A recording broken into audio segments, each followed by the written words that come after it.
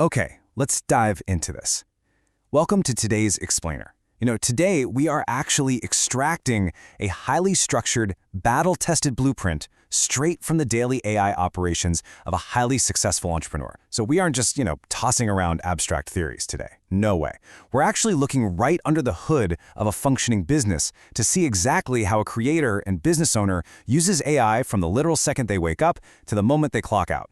We're going to unpack the exact tools and workflows they use to maximize their daily productivity, manage a totally remote team, and honestly handle all the tedious back-end stuff of running a company.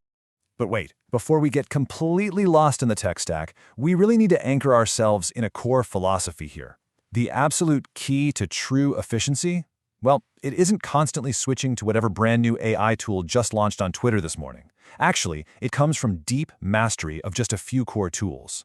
Rather than getting caught up in that endless cycle of new AI hype, the blueprint we're exploring today relies on building a robust, reliable system that, actually gets work done. So here is today's blueprint. We'll be going through the core AI philosophy, how to maximize personal daily productivity, taking a trip into the AI Builder Dungeon, scaling team comms and meta ops, and finally, using AI for content creation. All right, Section 1, the core AI philosophy. Mastering the essentials. To kick things off, the very best entrepreneurs build a centralized home base using foundational tech. It's basically where you spawn into existence every single day. And the absolute cornerstone of an entrepreneur's home base, it's a local AI agent. Specifically, our source relies super heavily on Claude Cowork by Anthropic. Now, for those who might not be super technical, a local AI agent is essentially just an AI that lives directly on your own hardware. It executes custom automated workflows across your specific apps using entirely no-code interfaces. And the best part? Because it's local, you are not blasting your most sensitive private business data out to external cloud servers. It's a real game changer. This one single tool just seamlessly traverses totally different business domains all day long. Moving right along to Section 2, maximizing personal daily productivity, the entrepreneur's home base. Let's see how this actually builds into real, personal, daily productivity. Like, how does an entrepreneur leverage these tools the absolute second they open their eyes? Well, just imagine waking up to this. Our source wakes up every single morning to a completely custom, no-code morning brief compiled entirely by Claude Cowork. It automatically pulls together all their emails, synthesizes exactly what happened overnight on Slack, maps out their calendar for the day, and get this, it even does custom research on their specific stock portfolio. It literally tells them exactly what they need to be focusing on for the day. Talk about removing friction, right? It entirely eliminates that stressful morning scramble, perfectly organizing their focus before they've even had a sip of coffee. And this really brilliantly illustrates how you absolutely need to match the right tool to the right task within that home base. So on one hand, we have Claude Chat. This is your go-to for subjective planning and ideation. Things like finding a specific duet song with a certain lyric, or maybe figuring out how to spend a crazy 14-hour layover in Frankfurt. But on the other hand, we have Perplexity. Now this is for objective research across multiple sources, like trying to find the best noise-canceling headphones for under $200. And what's really fascinating here is a super practical geographical constraint. See, our source lives in Hong Kong, where models like Claude and Gemini are actually blocked and require a VPN. Perplexity doesn't, so it becomes the ultimate frictionless choice for quick objective queries. Okay, Section 3, the AI Builder Dungeon. Tools to build other tools. All right, so once the morning routine is wrapped up, it's time to get to the heavy lifting. We're transitioning now into what our source playfully calls the Builder Dungeon. This is where the focus shifts entirely to deep work, software development, and internal automation. Now, if you're building internal tools, you need some serious heavy-duty firepower, and our source uses a combo of platforms depending on the exact task. For those deep coding environments, Claude Code is used for autonomous work right within their own codebase. Then you've got Cursor providing a really familiar IDE environment, and Warp, which is just fantastic for orchestrating multiple coding agents at the exact same time. Now, if they want to prototype rapidly without even looking at code, they lean on Bolt or Retool. And for Agent 10x workflows, it's NN and the OpenAI SDK. But I really want to highlight SERP API here at the bottom.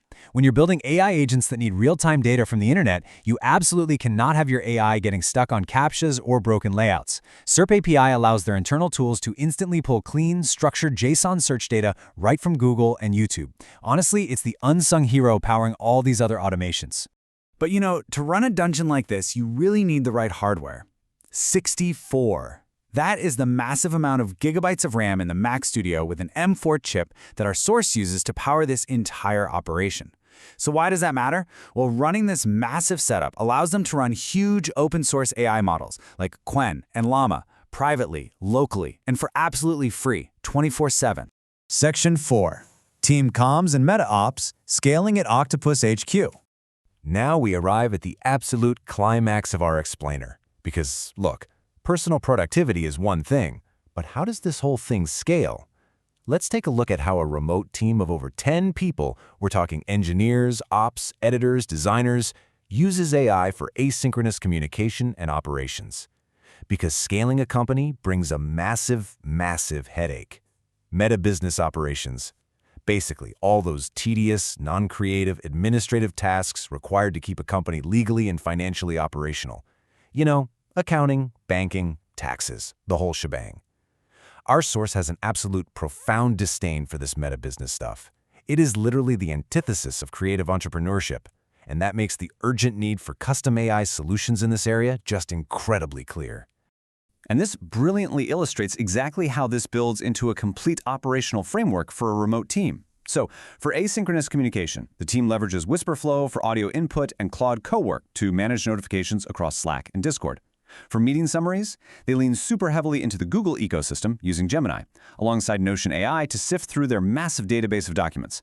But take a close look at the bottom row. For metabusiness and taxes, they rely strictly on custom internal software built with local private models. You absolutely cannot risk putting highly sensitive tax and accounting data into a public chatbot, right? By building custom tools locally, they automate those accounting processes exactly the way they want, keeping all their financial data completely private and secure.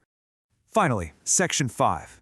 AI for Content Creation, Preserving the Human Touch. So, we've automated the morning routine, the coding, the team comms, and even the taxes. Now let's shift to the final output stage, content creation. And here is a highly surprising fact for you. Despite this extreme level of automation literally everywhere else, our source remains remarkably low AI when it comes to final creative content. The absolutely crucial point here is that AI is used to optimize the pipeline, not replace the human. Just walk through this workflow with me for a second. Step 1, they use an open-source local AI agent called Hermes to track conversations all across Reddit, X, and Hacker News. Step 2, Hermes flags rising trends, like let's say enterprise AI adoption. Step 3, the AI generates a nice baseline research outline. But Step 4 is where the automation entirely stops. The actual deep research, the actual implementation of the tools being discussed, and the on-camera filming, that is 100% human. They use AI to basically clear away all the logistical underbrush so the human can focus entirely on authentic delivery and building a genuine connection with the audience. But they do have one incredibly clever internal tool for content operations, which they affectionately call AI Tina. This is basically an internal chatbot trained entirely on the founder's previous content. You know how remote teams often get stuck waiting for a founder to answer a quick question? Well, with AI Tina, an employee can just ask the chatbot. For example, if an employee forgets the founder's very specific prompt engineering mnemonics, AI Tina will instantly remind them that it's tiny crabs ride enormous iguanas, or, ramen saves tragic idiots. I mean, it is just a tasteful, highly effective way to unblock a team by giving them instant access to the founder's brain without actually interrupting the founder's day. Which brings us to the ultimate takeaway of this whole operational blueprint. By utilizing local agents, mastering just a few core tools, and automating all those tedious meta operations like taxes and internal communications, you are ultimately buying back your own time. So I want to leave you with this question. As AI agents fully automate your backend operations, what uniquely human work will you focus your time on? Really think about how you can implement these tools into your own workflows. Catch you in the next explainer.